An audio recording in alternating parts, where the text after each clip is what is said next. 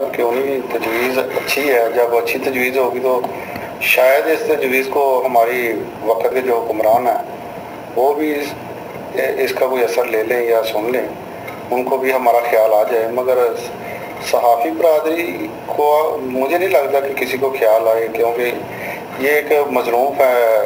برادری ہوتی ہے، لوگوں کے مسائل تو حل کرواتی ہے، مظلوم کی آواز تو اٹھاتی ہے، مگر اس کی آواز کو کوئی نہیں سنتا۔ کیونکہ میں صحافتی تنظیم ہے ہماری، اس کو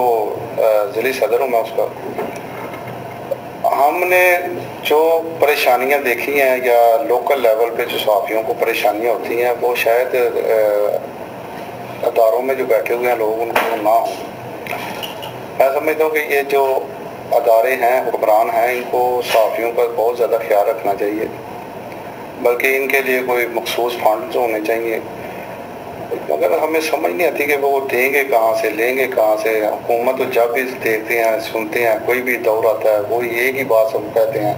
کہ ہمارے پاس پیسے نہیں ہیں، خزانہ خالی ہے۔ یہ عمران خان صاحب کی حکومت آئی ہے، کتنی دیر ہو گئی ہے، کوئی ترقیاتی کام نہیں ہو رہے، بلکہ دن بہ دن جو ہے ہم مصیبت میں ہی چلے جا رہے ہیں، بلکہ ہمارا جو سمجھ پہیہ ہے، ترقی کا پہیہ ہے، وہ بھی جام ہو چکا ہے۔ تو صحافیوں کو چاہیے ان کو کہ صحافیوں کا کوئی خیال کریں، ان پہ کوئی ایسا منصوبہ بنائیں، کوئی ایسا سسٹم کریں کہ ان کا جو روزگار ہے، ان کے جو چولہے ٹھنڈے پڑے ہوئے ہیں یہ بھی چلنے چاہیے۔ تو صحافی یقین کرے کہ